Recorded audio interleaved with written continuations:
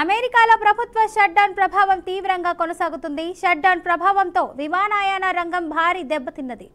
Federal aviation administration ఆదేశాల ప్రకారం దేశవ్యాప్తంగా రెండో రోజు 1000కి పైగా విమాన సర్వీసులు రద్దు అయ్యాయి. జీతాలు రాకపోవడంతో ఎయిర్ ట్రాఫిక్ కంట్రోలర్లు విధులకు గైర్హాజరవుతుండటంతో విమానాల సంఖ్యను దశల వారీగా తగ్గించాలని FAA ఆదేశాలు జారీ చేసింది.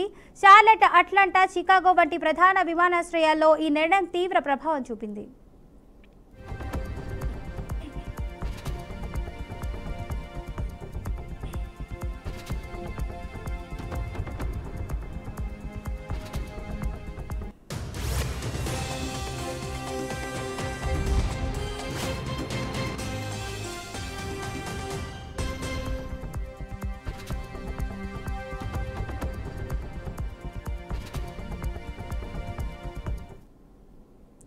ఫ్లైట్ అవేర్ వెబ్సైట్ ప్రకారం శనివారం మధ్యాహ్నానికే 1000కి పైగా విమానాలు రద్దయ్యాయి.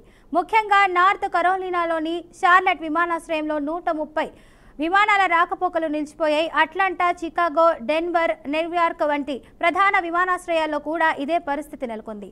న్యూయార్క్ పరిసరాల్లో సిబ్బంది కొరత కారణంగా అనేక విమానాలు ఆలస్యంగా నడిచాయి. షట్డౌన్ కొనసాగితే రానున్న రోజుల్లో రద్దయ్యే విమానాల సంఖ్య మరింత పెరిగే అవకాశం ఉందని అధికారులు హెచ్చరిస్తున్నారు.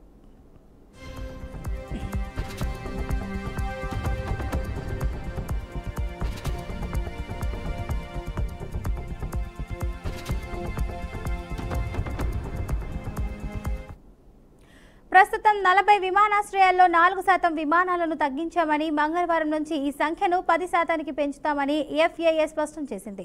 షట్డౌన్ కొనసాగితే మరిన్ని కోతలు విధించాల్సి వస్తుందని రవాణా శాఖ కార్యదర్శి సీన్ రఫీ హెచ్చరించారు.